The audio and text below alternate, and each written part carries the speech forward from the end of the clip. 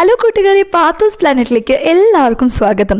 പ്രാർത്ഥനയുടെയും നോമ്പിൻ്റെയും എല്ലാം പുണ്യമാസമായ ഈ കാലത്ത് നോമ്പ് തുറക്കി പറ്റിയ ഒരു അടിപൊളി ഡിഷുമായിട്ടാണ് ഇന്ന് പാത്തൂസ് പ്ലാനറ്റ് നിങ്ങൾക്ക് മുന്നിൽ വന്നിരിക്കുന്നത്. അതെന്താണെന്ന് കണ്ടു നോക്കാം. ഹൈദരാബാദി മുസ്ലിംസിനിടയിൽ ഭയങ്കര ഫേമസ് ആയിട്ടുള്ളൊരു അടിപൊളി ഡിഷാണ് ഹലീം.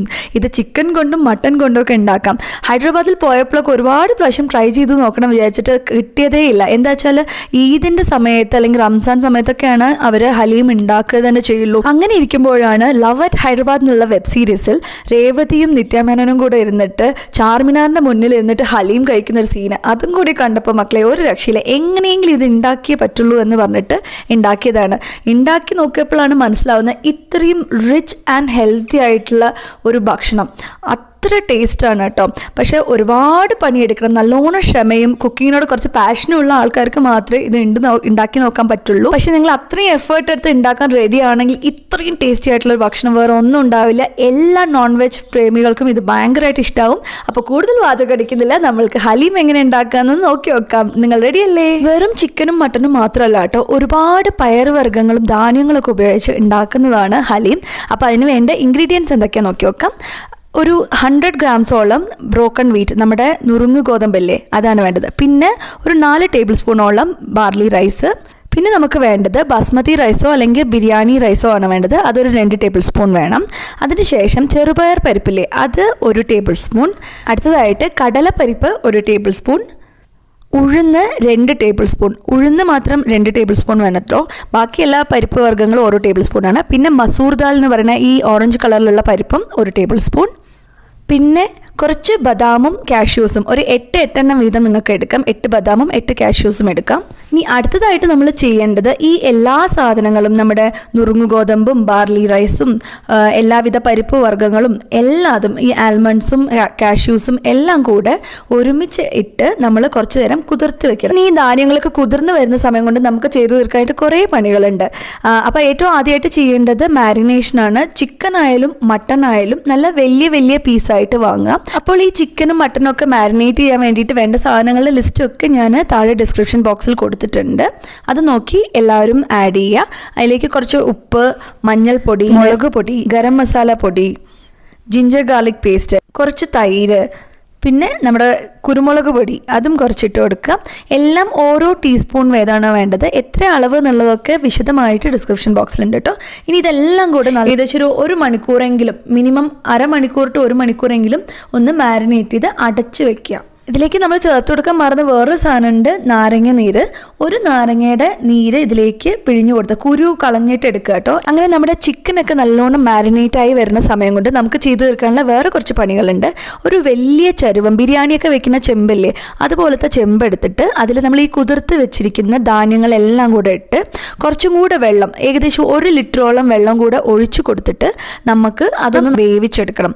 അപ്പോൾ വേവിച്ചെടുക്കുമ്പോൾ നമുക്ക് വേണമെങ്കിൽ കുക്കറിൽ ചെയ്യാവുന്നതേ ഉള്ളൂ. പക്ഷേ കുക്കറിൽ ചെയ്യുമ്പോൾ എന്താ പ്രശ്നം വെച്ചാൽ അടി പിടിക്കാൻ സാധ്യതയുണ്ട്. ഒരുപാട് ധാന്യങ്ങൾ ഇട്ടിട്ടുള്ളതുകൊണ്ട് അടി പിടിക്കാനുള്ള സാധ്യത ഉള്ളതുകൊണ്ട് ഇങ്ങനെ വേവിക്കുകയാണ് നല്ലത്. ഇങ്ങനെ ചെയ്യുമ്പോൾ കുറച്ചും കൂടി സ്വാദും കൂടും എന്നാണ് എനിക്ക് മനസ്സിലായിട്ടുള്ളത്.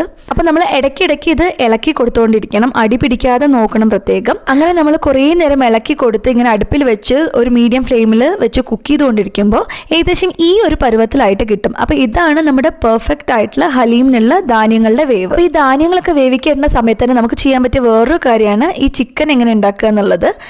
അപ്പോൾ നമ്മൾ മാരിനേറ്റ് ചെയ്ത് വെച്ചിരിക്കുന്ന ചിക്കൻ കുക്ക് ചെയ്യുന്ന വിധമാണ് ഇപ്പോൾ പറഞ്ഞുതരാൻ പോകുന്നത്. ഒരു കുക്കറിൽ കുറച്ച് നെയ്യോ വെണ്ണയോ ഒക്കെ ഇട്ട് ചൂടാക്കിയ ശേഷം അതിലേക്ക് നമ്മൾ ബിരിയാണി മസാലകളെല്ലാം ഇട്ട് കൊടുക്കുക. അതിലേക്ക് നീളത്തിൽ അരിഞ്ഞു വെച്ചിട്ടുള്ള ഉള്ളിയും ഇട്ട് കൊടുത്ത് വഴറ്റി കൊടുക്കുക. അതിലേക്ക് കുറച്ചും കൂടി ഉപ്പ് ഇടുകയാണെങ്കിൽ ഉള്ളി പെട്ടെന്ന് വഴറ്റി കിട്ടും. അതിനുശേഷം അതിലേക്ക് നമ്മൾ ഈ മാരിനേറ്റ് ചെയ്ത് വെച്ചിരിക്കുന്ന ചിക്കൻ ഉണ്ടല്ലോ, അതിനകത്ത് തന്നെ എല്ലാ മസാലയും ഇട്ട സ്ഥിതിക്ക് ഇതെല്ലാം കൂടെ ഇതിലേക്ക് ആഡ് ചെയ്ത് കൊടുത്തിട്ട് ഇളക്കുക. ഇനി അത് അങ്ങനെ തുറന്ന് വെച്ച പോലെ തന്നെ കുറച്ച് നേരം ഇട്ടിട്ട് തിളപ്പിക്കണം. അപ്പോൾ അങ്ങനെ കുറച്ച് നേരം വെന്ത ശേഷം നമ്മുടെ ചിക്കനിലെ എണ്ണയൊക്കെ ഇങ്ങനെ വേറിട്ട് കാണുന്ന ആ സമയത്ത് ഇള വരുന്ന സമയത്ത് അതിലേക്ക് പച്ചമുളകും മല്ലിയിലയും പുതിന ഇലയൊക്കെ ഇട്ട് കൊടുത്തിട്ട് വീണ്ടും ഒന്ന് ഇളക്കി കൊടുക്കുക. ഇപ്പോൾ നമ്മൾ ഇതിലേക്ക് കുറച്ച് കൂടുതൽ വെള്ളം ഒഴിച്ചിട്ട് നല്ലോണം ഇളക്കി കൊടുത്തിട്ട് ഈ കുക്കർ നമ്മൾ അടച്ചു വെക്കാൻ പോവുകയാണ്. ലോ ഫ്ലെയിമിൽ വെച്ചിട്ട് കുക്ക് ചെയ്യാം. എന്നിട്ടൊരു 4-5 വിസിലോളം വന്നോട്ടെ. 4-5 വിസിൽ വരുന്ന വേണം നമ്മൾ കുക്ക് ചെയ്യാം. അങ്ങനെ കുക്ക് ചെയ്ത് കഴിഞ്ഞാൽ നമ്മൾ തുറന്ന് നോക്കുന്ന സമയത്ത് ഇത് കണ്ടോ, ഇതുപോലെ എണ്ണയും വെള്ളവും വേറിട്ട് കിട്ടും. അപ്പോൾ അതിനകത്ത് നമ്മൾ ആ എണ്ണ മാത്രം ഒന്ന് വേറിട്ട് എടുക്കുകയാണ്. കുക്കർ തുറന്ന ഉടനെ ഒരുപാട് ഇളക്കൊന്നും ചെയ്തില്ലെങ്കിൽ നമുക്ക് ആ എണ്ണ വേറിട്ട് തന്നെ കിട്ടും. ഈ എണ്ണ നമുക്ക് അവസാനം ഗാർണിഷ് ചെയ്യുമ്പോഴാണ് ഉപയോഗിക്കേണ്ടത്. അങ്ങനെ എണ്ണ എടുത്ത് മാറ്റിയ ശേഷമുള്ള ആ കറിയിൽ നിന്ന് നമ്മൾ ചിക്കൻ അല്ലെങ്കിൽ മട്ടൺ ഏതായിട്ടെന്ന് വെച്ചാൽ ആ പീസുകൾ മാത്രം വേറിട്ട് എടുക്കുക. പിന്നീട് അങ്ങനെ എടുത്ത് വെക്കുന്ന ആ ചിക്കൻ നമ്മൾ എല്ലിൽ നിന്നും വേറിട്ട കഷ്ണങ്ങളാക്കി മാറ്റുക. ചിക്കൻ വേർപെടുത്താനായിട്ട് മിക്സിയിൽ ഇട്ടിട്ടൊന്നും ആരും അടിക്കരുത് കേട്ടോ. ഹലീമിൻ്റെ മെയിൻ മിക്സിങ്ങിലേക്ക് കടക്കുന്നതിന് മുമ്പ് നമുക്ക് ചെയ്തെടുക്കേണ്ട വേറൊരു കാര്യമുണ്ട്.